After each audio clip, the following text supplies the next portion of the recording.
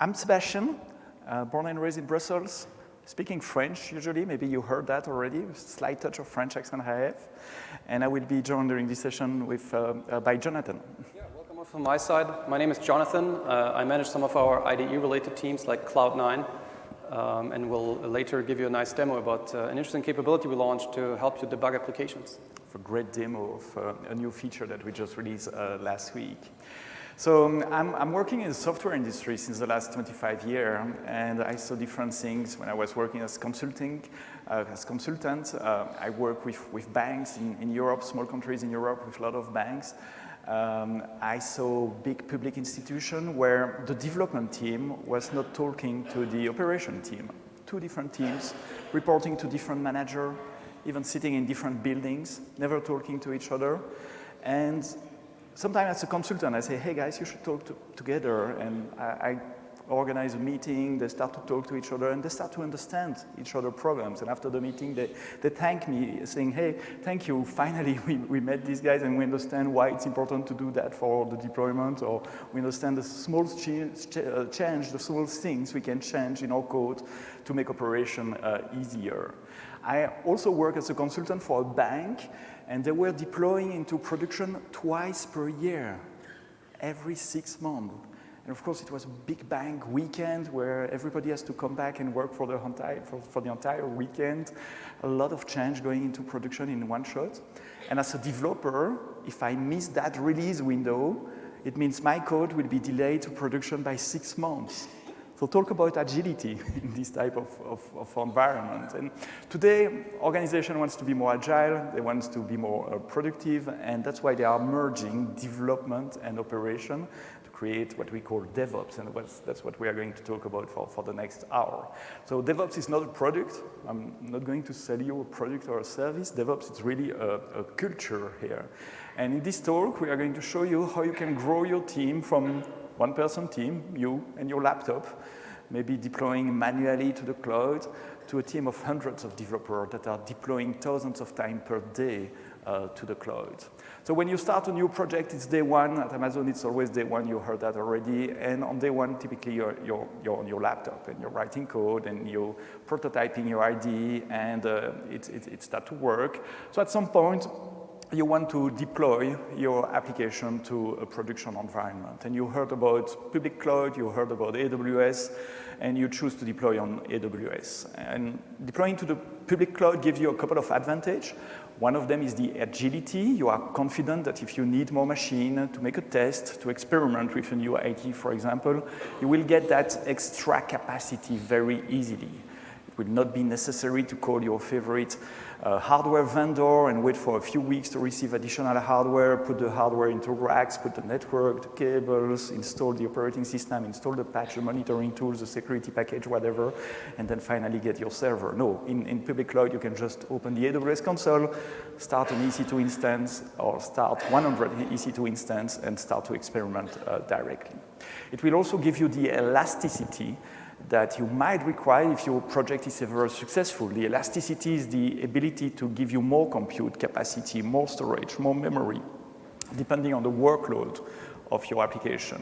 So you can start very small, like 1 or 2 servers, and then grow as your business is growing, as your application is growing, grow your infrastructure automatically. You are also confident that the cloud will allow you to go global in minutes. If your project is successful and you start to have customers in Europe, in Asia, you can redeploy your application over there. We have a global CDN with more than 200 points of presence that can cache your static and content and your media file close to your customer to reduce the latency between your customer and your application. So you can go global very easily. And the best of all of using public cloud, of course, it's that you only pay for the services that you are using. If you are not using anything, we are not going to charge you, you are not going to be billed. If you have only 10 kilobytes of file on the Amazon S3, you will pay almost nothing, but if you have terabytes, you will pay for the value that you get from the services. So you choose to deploy your infrastructure to the cloud, and you make your research, and you found the reference architecture on our website, aws.amazon.com/architecture. So your first architecture will be probably something like that.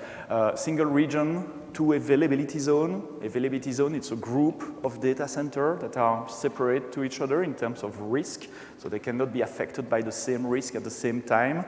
A load balancer to receive the request to your application being deployed on Amazon EC2 instances, virtual machines, with an auto-scaling group that will scale your fleet automatically based on the metrics that you choose, and a master-slave database in the two different availability zones. So in case something might happen to one availability zone, the database will automatically fail over to the replica database. So that's a reference architecture. That's the way most applications are starting inside the cloud.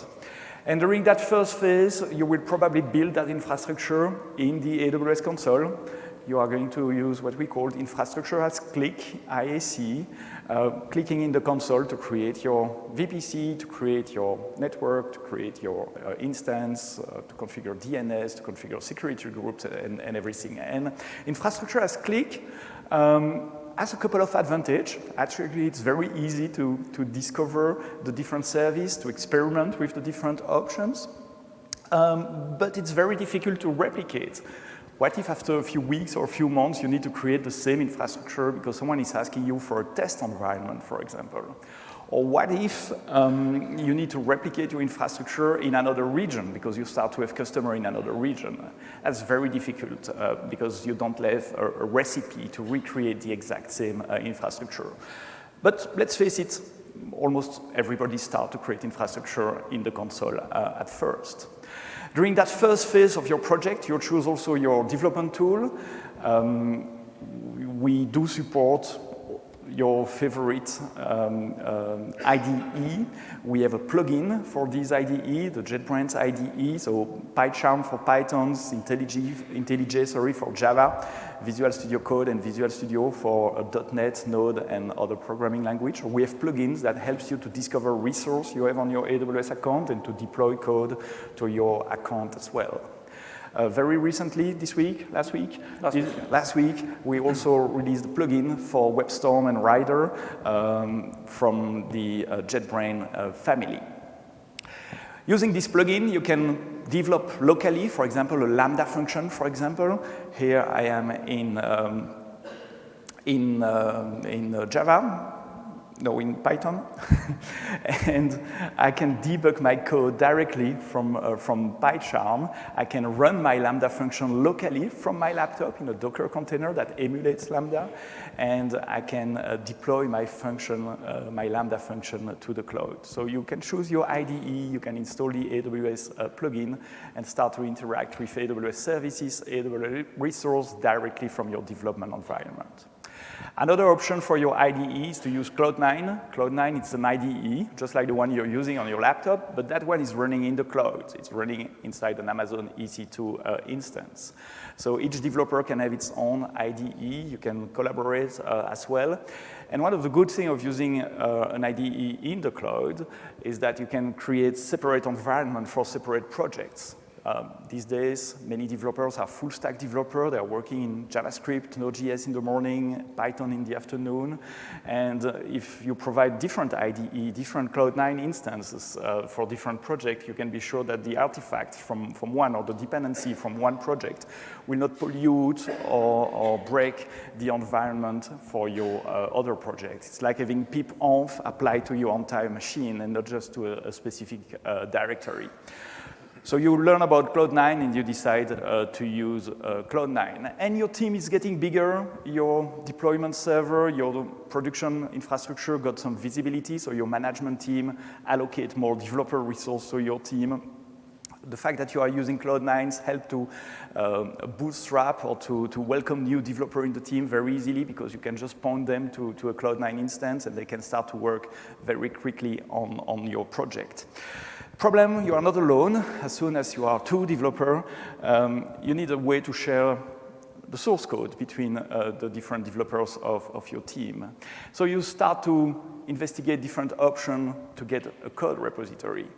And of course, you can go to one of the managed services available on the internet, such as GitHub or Bitbucket. They are all great. They also all come with some limits that are inherent to these services, like the number of repository you can have, or maybe the maximum file size you can have. So you have another option. It's to start your Amazon EC2 instance and to install Git by yourself. Great. But how are you going to scale that if you have thousands of developers, if you have gigabytes of repositories? You will be responsible for patching this machine, for patching Git itself. You will be responsible for scaling this. You will be responsible for the backup. You don't want to lose your source code, so having a strong backup strategy for your EBS volume will be super important. And you discover another option is to use a fully managed service in the cloud to store your code. Fully managed means that you don't have to manage EC2 instance. We do that for you. This is what we call serverless. Serverless means you don't manage the server, we manage the server for you. So we do the backup for you, we store your code on Amazon S3, the code is encrypted at rest, you can manage the keys using AWS KMS. AWS Commit, it's a fully manageable, scalable Git repository in the cloud. And it's really Git, so you can continue to use your client-side Git command line or any tools you have that interacts with Git. Code Commit is fully compatible with Git. Just like any Git repository, you need to create an SSH key to get started. So you, in Cloud9, for example, you type SSH keygen to generate the key. You upload the key to the code commit console. You configure your client-side SSH in the .ssh directory, and then you're ready. It's the old standard Git that me, my dad, and my grandfather before me use and love, with Git add, Git commit, Git push, Git pull, and the joy of merging a code. Talking about merging, you need to choose a branching strategy as well. How many branches are you going to have in your repository? If you look at the industry right now, there are mostly two different approaches to branches. One is called a feature branch. So when you start to create a new feature or new release, you create a branch for that, and all the developer works on that branch. And when the feature is finished, where the release is done, you merge back to the trunk. That's good if you have point-in-time release, software that you need to release with a specific version number. At Amazon, for example, we are using that for firmware, for Echo device, or for Kindle tablets, Kindle reader, or tablets, for example. When you have a mobile application, a website, something which is updated continuously, the other strategy is to use trunk-based development. Trunk-based development is that you try to keep the trunk as close as the production as possible. So as a developer, I will create a branch when I start to work on something, a new feature or a bug fix, for example. I will do my change on my own branch, and I'll try to keep that branch as short-lived as possible, because long-lived branches are more difficult to merge back, so 2-3 days maximum. And after that, I merge my code back as a pull request. And we can do a lot of automation for pull requests. I will talk about that a bit later. So feature branch is probably the way to go if you have a mobile application or a web application. So you have a code repository, you have a couple of developer working on your environment, and there is someone in your team that every couple of days take all the change from code commit, create its own Cloud9 instance, merge all the change, compile, run the test, zip, package everything, and deploy to your production environment. And that's a manual task, it's boring. Developers don't like to do that. That's the build master. In one of my previous teams, nobody wants to be a build master, so we create a rule. The guy that breaks, or the guy or the woman that breaks the build becomes the new build master until someone will break the build again, and he or she is becoming the new build master. And that was a good competition between developers to be sure that whenever we commit code to the trunk, the code will not break the build. But there is a better way to do that. No, you can automate your builds as well. So you can start to think about continuous integration. And I'm sure you saw this type of diagram already. Continuous integration, the idea is to automatically build your code whenever there is a change in your source code repository. So Git allows to have different types of hooks, triggers, scripts that can start a build, and you can have a server where your package will be compiled, will be built. When I say built, it's compiled if it is Java or TypeScript. Maybe it's just a matter of zipping stuff if it is an Node.js or a Python application that doesn't really require to be compiled. But it's also a good place to run a set of tests to ensure that the new code will not break anything. So it's the right place to make your integration tests, to make unit tests, maybe to make some tests on the code quality itself, like the level of documentation, the linting your code, for example. And just like you did for your source code repository, you are looking at the different options that you have here. And one of the options is to have your Amazon EC2 instance that you need to manage yourself, to patch the operating system, and install your favorite continuous integration server there. That continuous integration server probably has 1,000 different plugins that you need to download, configure, merge configs between these plugins. So it's a lot of work. Probably almost a full-time job in a large team just to manage that build environment. How are you going to scale that if you have thousands of builds per day? There must be a better option. So in the cloud, a better option would be to use AWS Code Build. And exactly like Code Commit is a fully managed environment for code, Code Build it's a fully managed environment to run your build. So a build environment, it's a Docker container, and you give us a script with a set of commands that we will execute inside the Docker container to compile your code, to package your code, and to run your unit testing or your integration testing.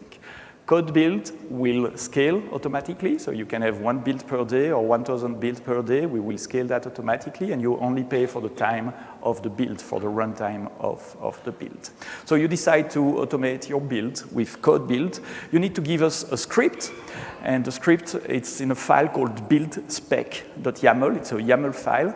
It has multiple phases, like a pre-build, a build, a post-build, and each of these phases is just a sequence of operation that you give us. Here it's a project to build a Docker image, and you see the pre-build is just to connect to the Docker repository and to prepare some environment variable. The build itself, it's Docker build, and the post-build is to push my image to the Docker repository, maybe apply some other tagging and prepare deployment files, for example. So that's a very simple build spec file. You need to give us that in the root of your project, and code build will execute these steps automatically for you. You still have more developers joining your team. You have 1 development server right now, 1 production environment, and it doesn't scale.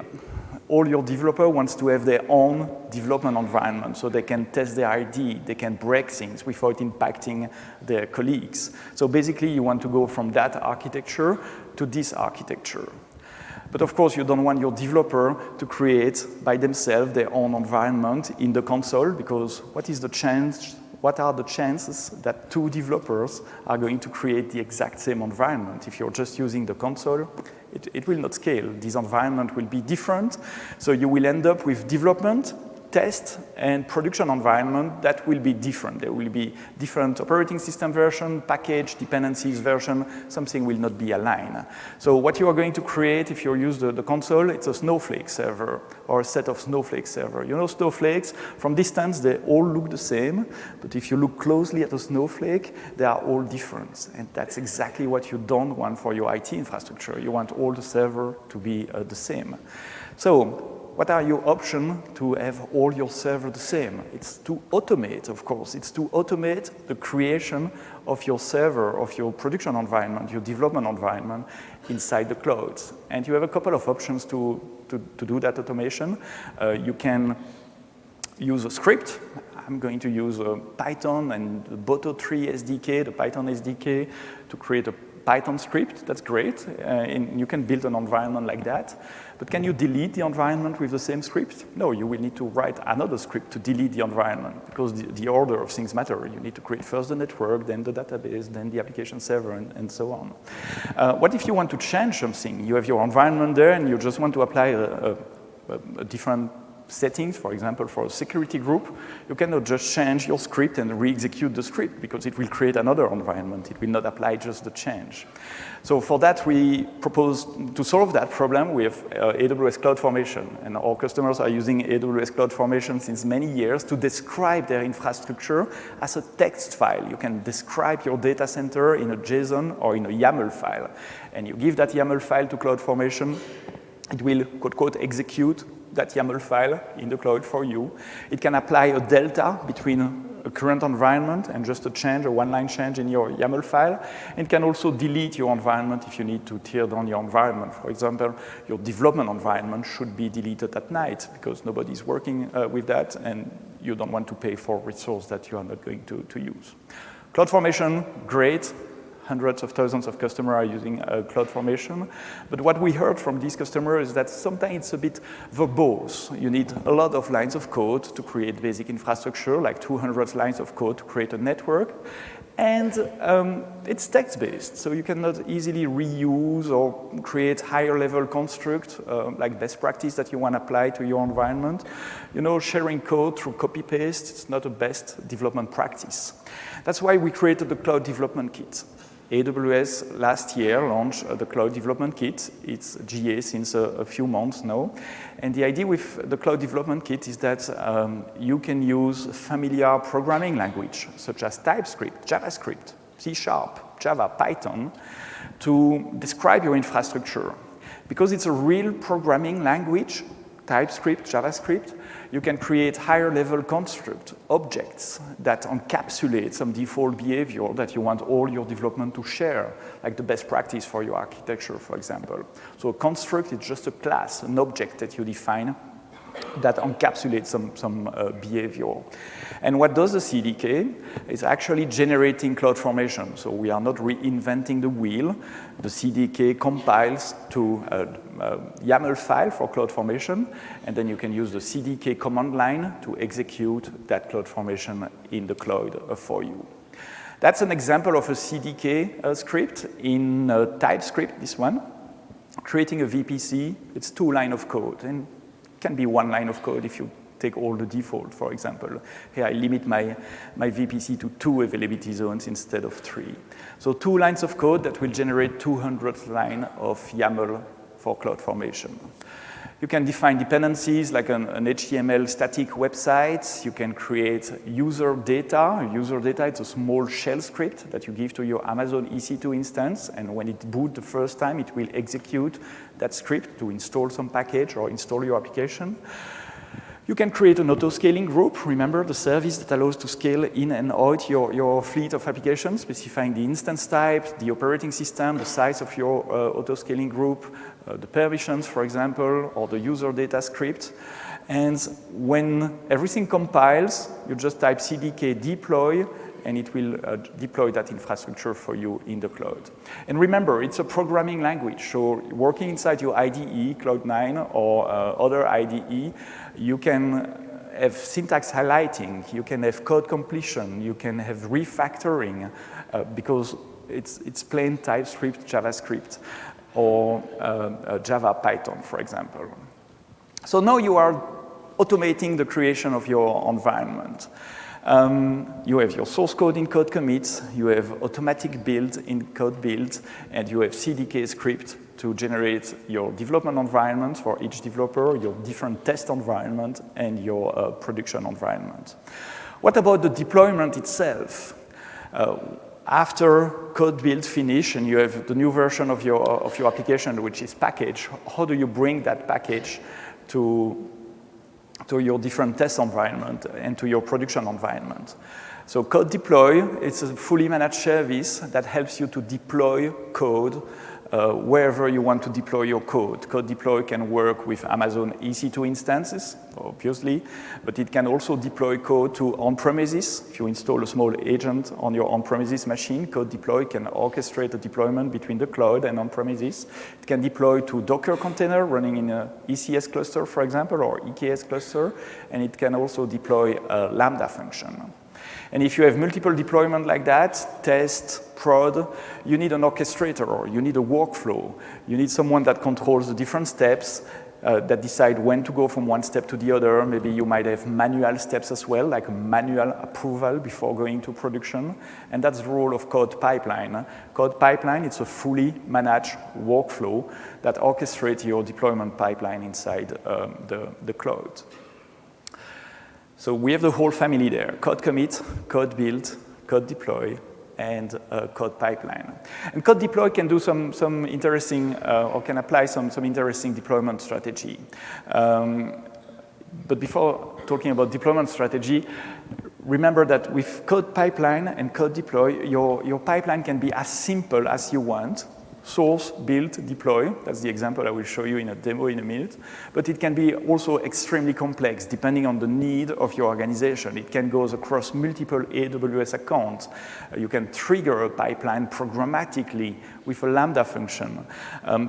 This is an example taken from the AWS website. If you search for AWS Track 10 example, you will see that extremely complex pipeline across multiple accounts.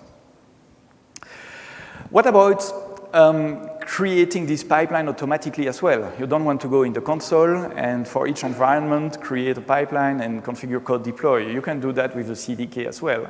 So with the CDK, you can create a source action, like taking my source on GitHub in this example. You can define a build project with the type of Linux image for the build, with different policies and where is the source code, where is the destination of the build.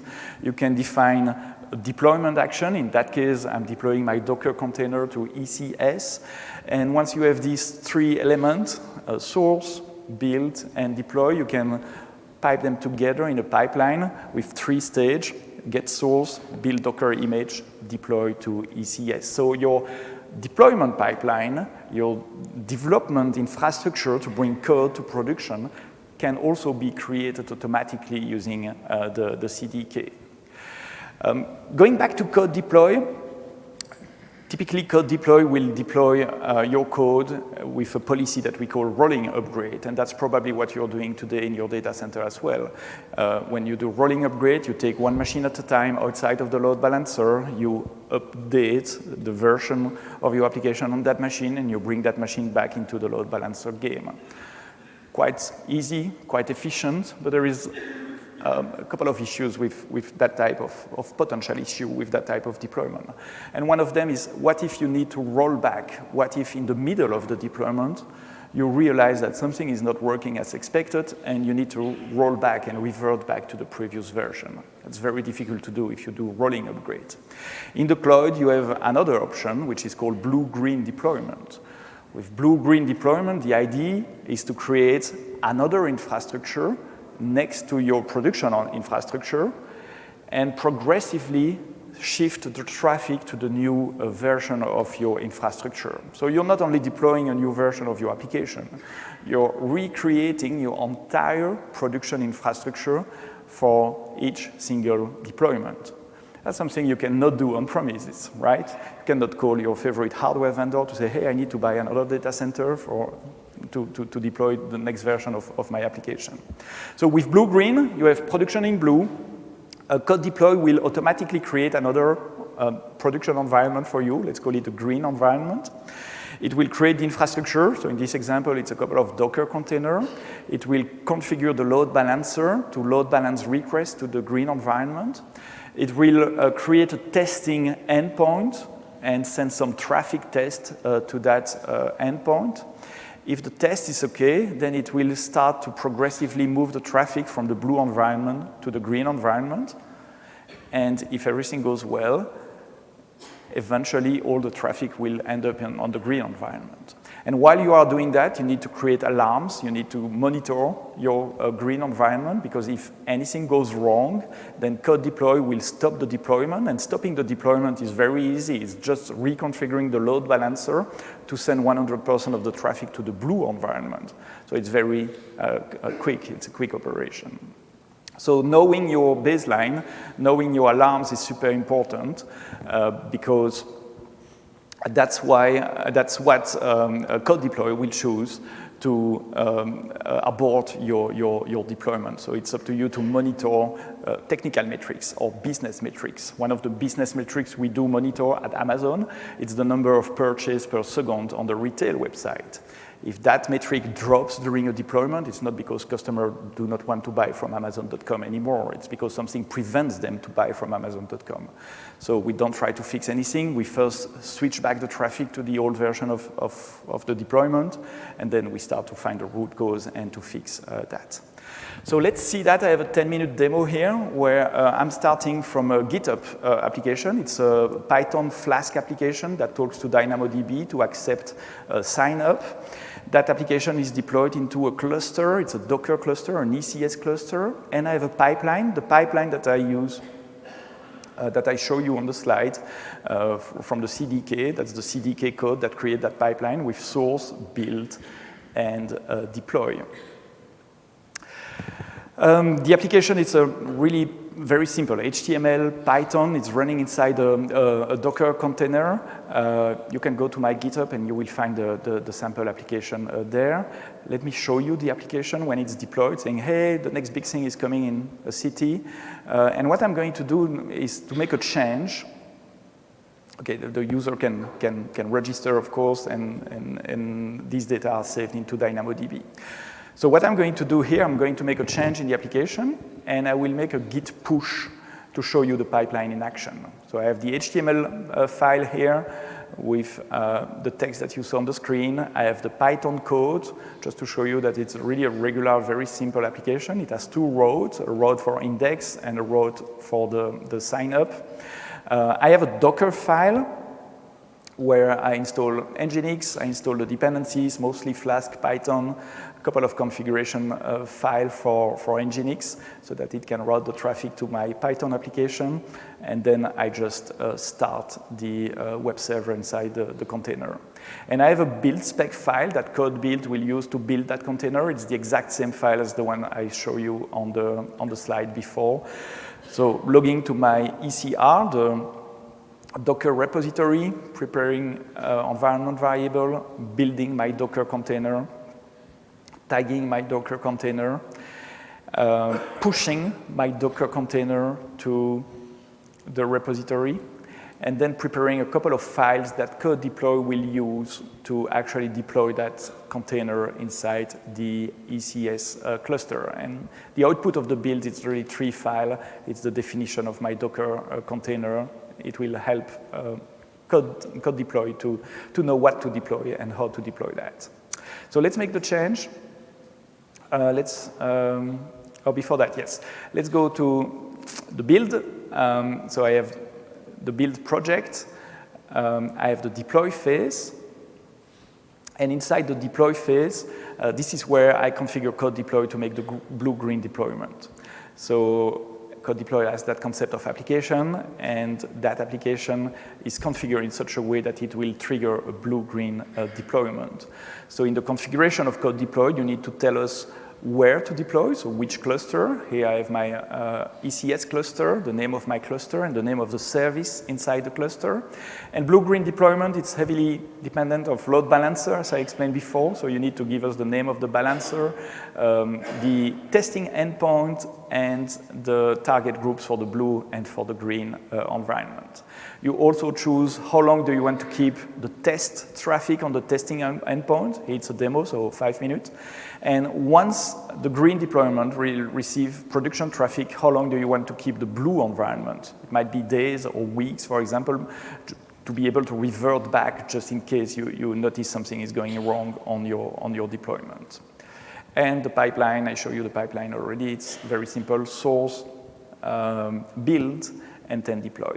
So let's change the code. I'm going to change the name of the city and replace Paris with Las Vegas. I'm going to commit that change in GitHub using the graphical user interface from Visual Studio. So that's a git add, a git commit with a commit message, like I learned from my parents to always put a commit message, and you should do so. And then git push. So this is the equivalent of git add, git commit, git push on the command line. I can go back to GitHub and to show you that the change just arrived there. If I reload the page, you can see that the change has been made 14 seconds ago. So let's go back to the pipeline and see the pipeline in progress. The source phase, it's already done just now, you see, that's been, because it's super quick. It's just downloading from GitHub, preparing a zip, putting that zip on Amazon S3, and then moving to the next phase. Next phase is the build. So code build is creating a Docker container. It's my build environment. It will take my build spec.yaml file to execute all the commands there. And that build takes roughly 2 minutes based on my previous experience. It's the time to create the container and then to execute my build spec file. So during these 2 minutes, let's go back to the load balancer. I didn't show you the load balancer. I have one load balancer with 2 target groups, blue and green. Currently, blue is attached to the load balancer, green is not attached. And if we go to the targets, you will see that the blue one has the old version, the 2 containers already running, and the green one has no container yet. Code deploy will register the new container to the green target group automatically. Let's go back to code build. You can follow all the steps of the build in the code build console. This is invaluable when you're debugging, because when you're going to create your first build spec.yaml, it will not work at the first time. It took me a couple of times. And being able to see the exact error message and what line is failing helps you to debug. So now it's pip env that start to install the dependencies and the virtual environment for Python. One of the good things also with code build is that you can see the build history. So you can also stop a build if it is blocked or taking too much time. So we are at 1 minute and 52 seconds, so it will be almost finished. Let's go back to the pipeline. And the pipeline will detect that the build is succeeded. When the build succeeds, it will turn green automatically, or red if there is an error. If there is an error, it will stop there. But here it just turned green, and now we are entering into the blue-green deployment phase with a code deploy.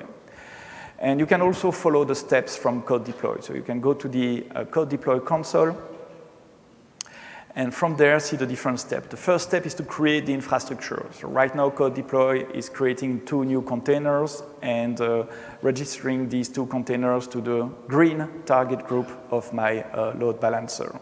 So it takes also roughly a minute to start the 2 containers. We can go to the ECS console to see the number of tasks. And you see I have 2 running tasks. That's my blue environment, and 2 tasks that are currently being provisioned. You can see that the version number of the task definition has been incremented by 1. So it's not the same version of the application on these 2 tasks.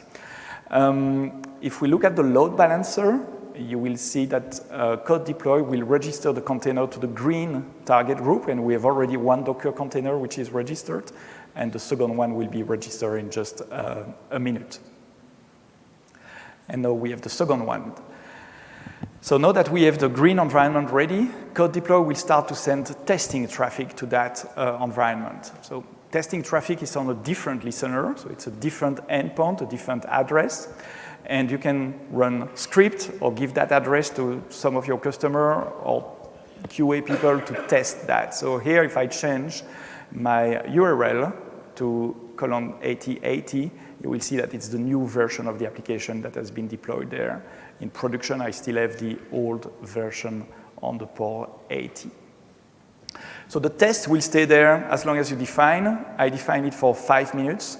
Of course, I don't want to wait 5 minutes in front of you here. So at any time, you can interrupt the test. It can also be interrupted if there is an alarm. But here I click reroute traffic to reroute 100% of the traffic to my green environment.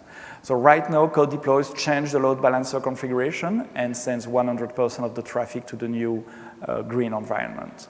So going back to my browser, if I go back to the production environment, the one on 80, you can see that it's Las Vegas as well. So now, in production, I have the green environment. And the blue environment stays there as long as you need, as long as you configure it, to be able to go back to the blue environment just in case. And here, I will stop it manually. And once again, if there is an alarm, code deploy will send the traffic back to the blue environment. And that's the end of the deployment phase, actually. Code pipeline will detect that the deployment phase is finished and will finish the pipeline. And code deploy will terminate my old blue environment. So I'm reloading here in the ECS console, checking the green target group. The green target group as the new Docker container, and the blue target group as no more Docker container. So if I reload in ECS console, you can see that there is only 2 containers left. The blue environment has been deleted by code deploy automatically. Going back to the pipeline, you see that the deploy phase is finished, and it succeeds, and it's finished just now. So that's an example of a blue-green deployment using a full pipeline, starting from GitHub, code deploy, code build, first, code deploy to deploy in blue-green, creating a new infrastructure for you. Now you have your production environment running in the cloud. How do you debug production environment in the cloud? Jonathan. Thank you. Yeah, so I want to talk to you about kind of the next step, like if something goes wrong. We saw the happy path, right? Like what if everything goes through and you can deploy your changes, but every now and then you will encounter bugs that you want to debug, right? Now, debugging got harder and harder over the last few years because applications are getting more complex and more distributed, right? If you look at the typical application, you have a lot of dependencies, and it's getting hard to replicate them on your local development machine. There are some cool local development features that we offer, for example, with a local Lambda that you can run, or like a emulated DynamoDB version, right? But at some point, the complexity gets so hard. The mockups are, of course, not perfect. They don't emulate the exact setup that you have in production in terms of security groups, access controls, network, and so forth. And with this, it becomes harder to reproduce it locally. We were trying to see how can we actually help you debug things in like a development stage or testing stage that is in the cloud. So last week we actually announced a new capability for a bunch of the the JetBrains IDEs. So for IntelliJ, for WebStorm, for PyCharm, and for Rider, we launched the capability for you to live debug ECS and Fargate tasks, right? So you can connect your local IDE to a remote environment, your development stage, for example, and do the full step through debugging, set breakpoints, evaluate expressions, and so forth. So a very powerful feature that allows you to debug faster, go faster through a development cycle, reproduce errors, and figure out what's wrong, and then hopefully fix and then progress with your actual task that we're working on.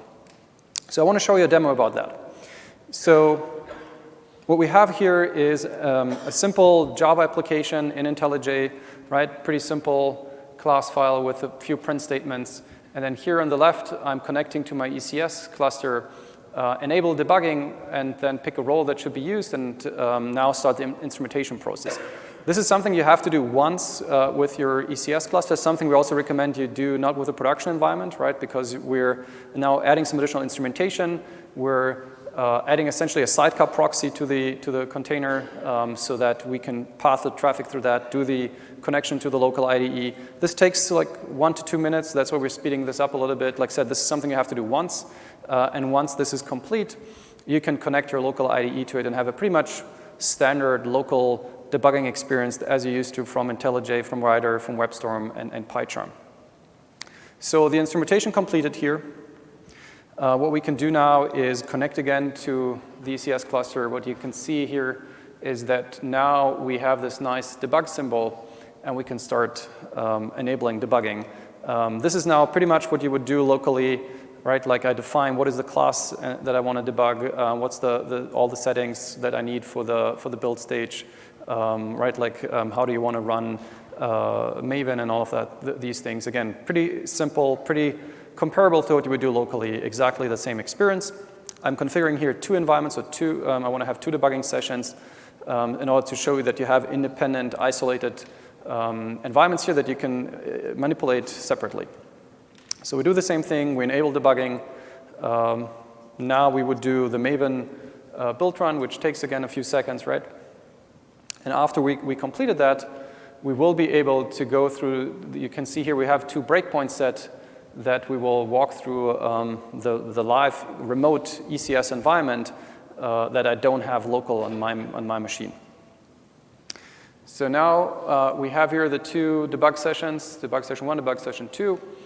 And as you can see, we're now getting the same information as you would have in a typical debugging session about my variables, right, like their state. I can manipulate them. I can see what all the values are set, and so forth.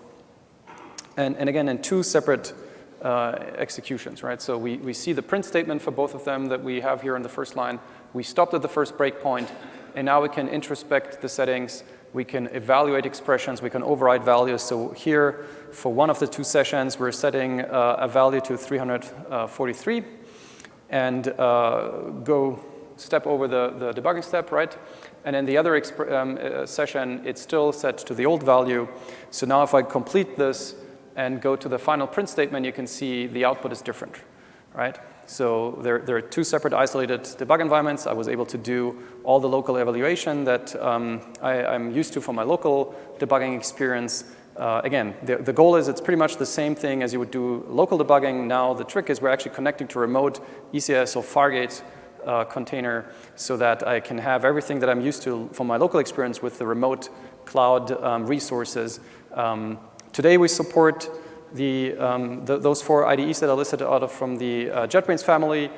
We support ECS Fargate. What you could see us do in the future is look into supporting more IDEs, look into supporting additional compute targets. This is something that is just launched into beta last week, so we're eager to hear your feedback, eager to hear what should we add next support for, how can we improve. We're pretty excited about this capability because we think it allows you to have an easier development environment and development experience on AWS and on the cloud.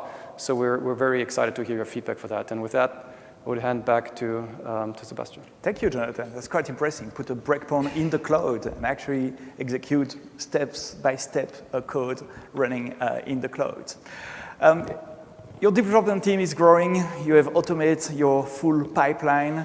So now it's time to think a bit about monitoring and operation, how to get the alarms, how to act when an alarm is triggered by your environment. And more and more what we are seeing at our customer side is that the development teams, the operation teams, are using chat systems to communicate between them and switching context between your Slack application, for example, and your AWS console.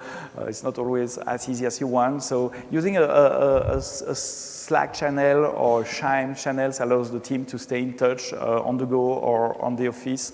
And that's what we call chat ops, or what the industry is calling a chat ops operation in a chat. We launched AWS Chatbot back in July. Chatbot allows you to collect SNS message, such as AWS CloudWatch alarms or billing alarms, and to deliver this message to your favorite chat applications, such as Amazon Chime or Slack. Last week, we improved AWS Chatbot, and we add the possibility to directly type an AWS command as a response to a chat message. So you receive an alarm in Slack, and you want to learn a bit more about the root cause of that alarm, what generated that alarm, so you can type an AWS CLI command directly inside your chat and get the result and start your investigation inside your Slack channel. Let me show you how it works. I have a demo Slack channel. I have a Lambda function in Python, which takes a lot of time to execute, 5 seconds. And I have a CloudWatch metric, a CloudWatch alarm on the throttle metric. So you know the throttle metric, it's the number of calls that will be throttled if there are too many calls in parallel. I have my chatbot configured to post message to the Slack channel. I have an IAM role attached to that. And here's my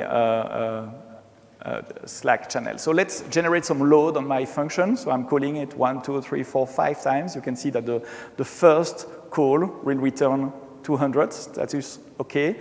But the others are generating an error, too many request exception. So eventually, after 1 minute, the CloudWatch alarm will trigger. The metric is being catched by CloudWatch, and the alarm is defined on 1 minute. So there will be a small delay before the alarm will raise.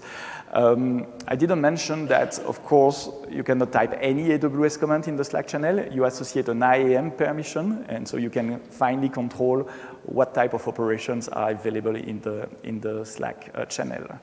Here, the metric appear in my CloudWatch console. So if I go back to CloudWatch alarms, we are going to see the alarm switching to from insufficient data to alarm. And as soon as the alarm will trigger, the message will be posted to Slack. So now we have the alarm in CloudWatch because the data has been received. So if we switch back to Slack, we see that I receive a message on Slack, and the message gives me the name of the alarm, the region, the account, the specific threshold that was breached, and the metric. So from there, I can call the AWS CLI, AWS Lambda, get function, the name of the function name, demo, to know a bit more about that function and why this function has been throttled. And immediately I receive the answer, just like if I was typing the command on my terminal, and I see that the reserved concurrent execution is 1, and that's why my calls have been throttled. And if I go back to the AWS console, I can see that indeed the reserved concurrency was 1, so I can solve that problem. So AWS chatbot allows you to receive CloudWatch alarms into your Slack channel or your Amazon Chime channels, and you can type commands directly to investigate the root cause of the issue. When I'm doing this talk, I have a frequently asked question is how Amazon, as a large company, is doing DevOps as well. We start our DevOps journey and our journey towards microservice in 2002, so almost 20 years ago already. And the way we do it at Amazon is to say if you build it, you run it. So if a developer or development team is building a service or microservice, they are also in charge of running that service. So we don't have separate operation team and development team. It's a small team because small teams have less overhead in terms of communication. They are more nimble. So we have a large number of small teams that each develop and operate their own service. How small is small? It depends. But at Amazon, we say that it's a 2-pizza team, meaning that if you cannot feed your team with 2 pizza, American-sized pizza, then the team is too large, and you need to split the team into smaller components. We automate everything, including the creation of our pipelines. We put all the security, the test, the intelligence of the test and the security of the pipeline in the pipeline, so who can access the pipeline, the check on the code as well, to ensure that a mistake can be catched as soon as possible.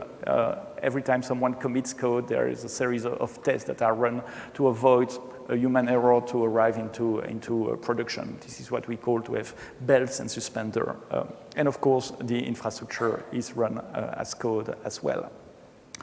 So let's wrap up with this 1 hour, 50-minute session.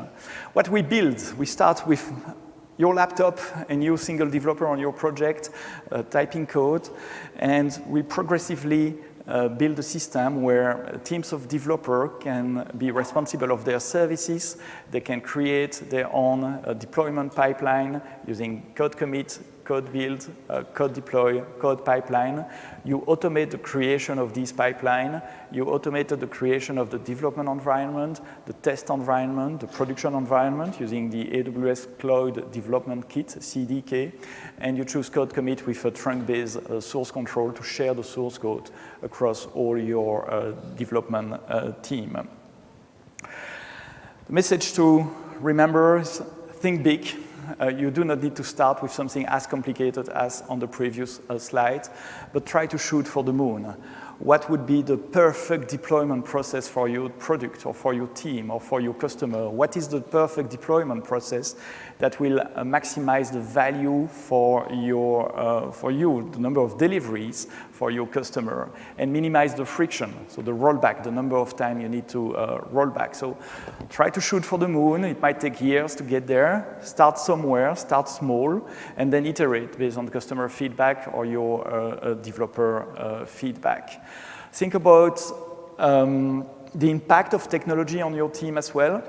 I'm talking to AWS customer every week, and every week I hear the message saying, hey, it's much easier to hire people and to retain people when we are using DevOps philosophy, modern application, modern development tools.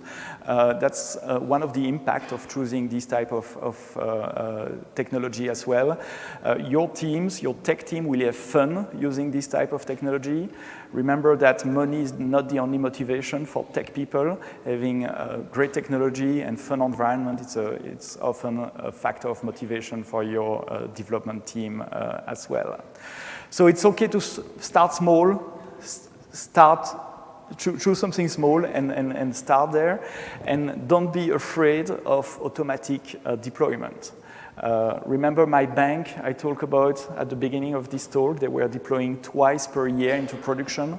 When you're shipping a lot of change into production, of course it might be a traumatic experience because you don't control all the things that you are going to change at once.